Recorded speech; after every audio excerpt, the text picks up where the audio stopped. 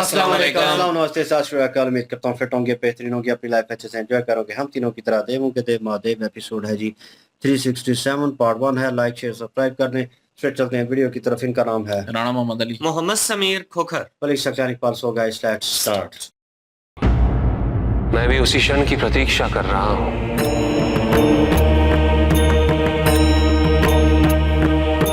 जिस क्षण पार्वती अपनी शक्तियां व्यय कर देगी, उसी क्षण उसे मेरी शक्तियां प्राप्त होंगी।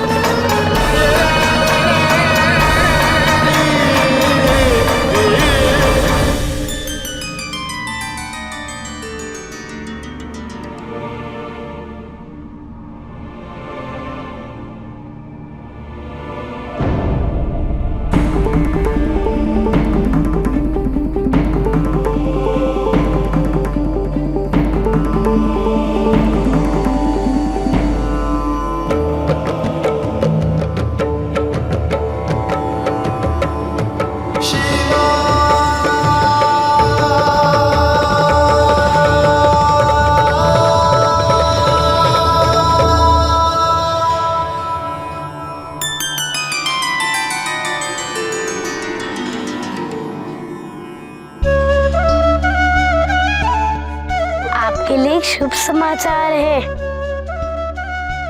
आपका दृढ़ संकल्प देखकर गुरुजी प्रसन्न हुए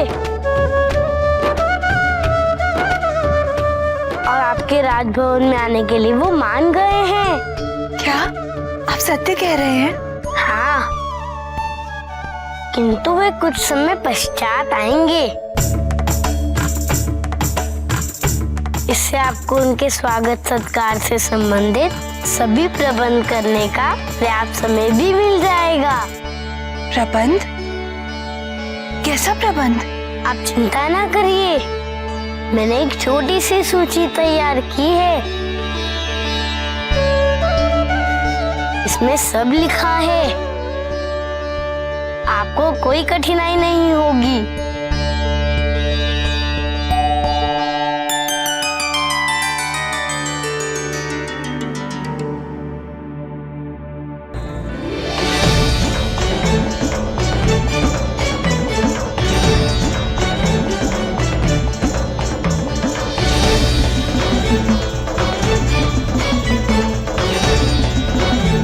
सब हो जाएगा ना?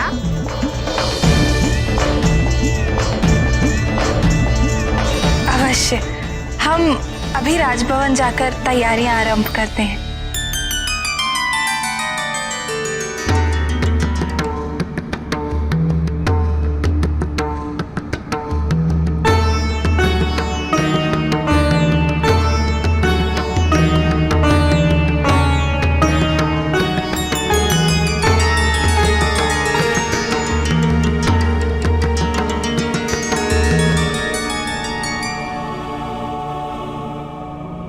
कल्याण हो कन्या।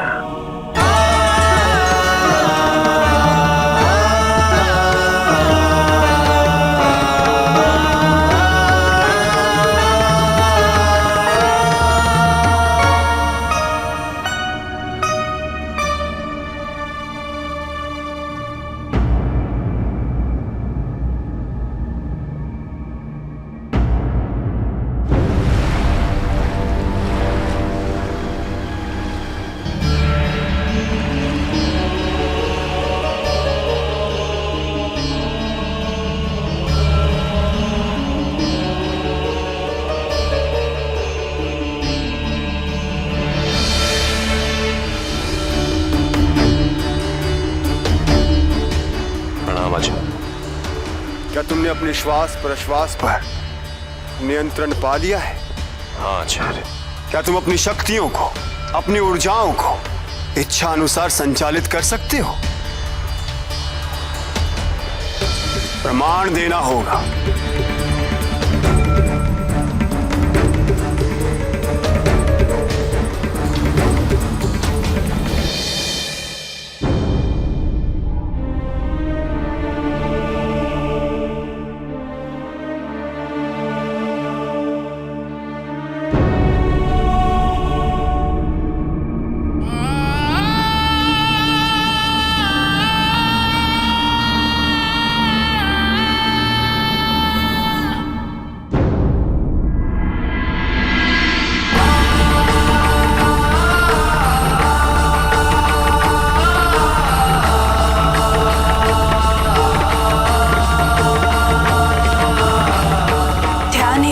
हमारी योग्यता पर प्रश्न उठाया था ना।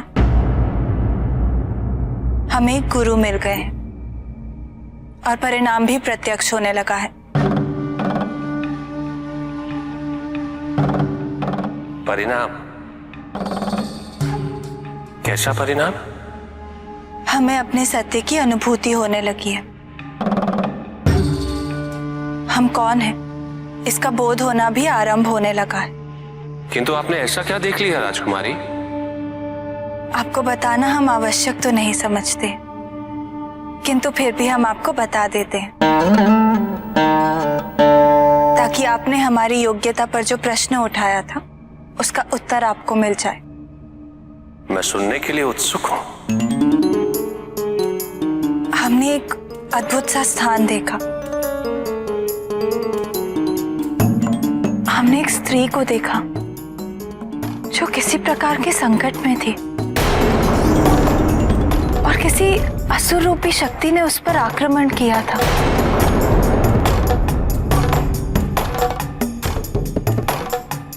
फिर एक पुरुष की आकृति ने उस स्त्री की रक्षा की।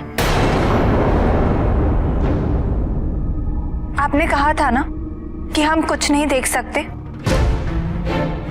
किंतु हमने ये सब देखा और हम जानते हैं कि हमारे गुरु के मार्गदर्शन से हमें अपने सत्य की अनुभूति अवश्य होगी। तो आपने एक असुर देखा जिसे आप जानती नहीं। आपने एक पुरुष की आकृति देखी जिसे आप पहचानती नहीं। और वो स्त्री, वो तो आप ही थी ना राजकुमारी? नहीं, हम नहीं थे। और आप इसे अनुभूति कह रही हैं, ध्यान कह रही हैं आप इसे। मुझे ऐसा प्रतीत हो रहा है कि आपने गुरु का चयन ठीक नहीं किया। आप हमारे गुरु के बारे में कुछ ना ही कहें तो अच्छा होगा। कौन है आपके ये गुरु? वो तो समय आने पर हम आपको सिद्ध कर देंगे कि हमारे गुरु कौन है और हम कौन। और वो समय शीघ्र ही आने वाला है।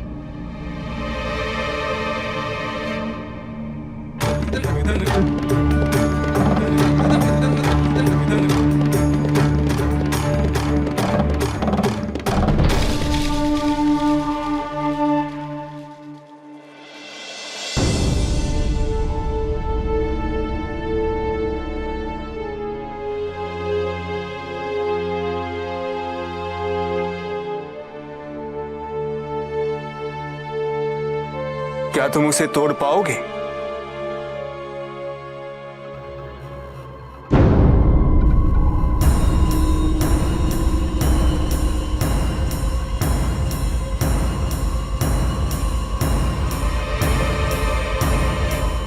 रुको।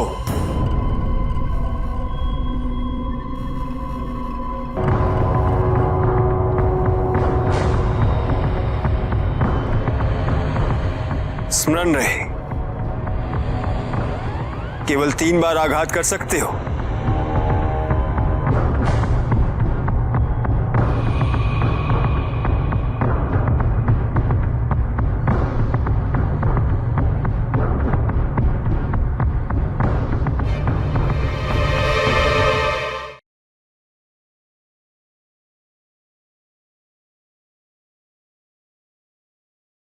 जी, यहाँ पे ये देखने के लिए मिला है कि शिव जी जो काम भी करते हैं उसके पीछे कोई ना कोई राज छुपा होता है, कोई ना कोई रहस्य होता है। लीला उनकी कुछ इस तरह से थी कि माता पार्वती जी जो हैं उनको आहिस्ता-आहिस्ता तैयार करना। वक़्ती तौर पर तो हमको भी लग रहा था और गणेश जी जो हैं उनको भी लग रहा था कि शिव जी ज़्यादा सख्ती कर रहे हैं, कुछ थोड़ी-सी तो नरमी होनी चाहिए, माता पार्वती जी जो हैं उनको थोड़ी गुंजाइश मिलनी चाहिए। लेकिन यहाँ पे ये देखने के लिए मिलता है कि ये तो एक कह लीजिए कि माता पार्वती की स्मृतियाँ जो हैं उनको याद दिलाने के लिए एक शुरुआत की गई है।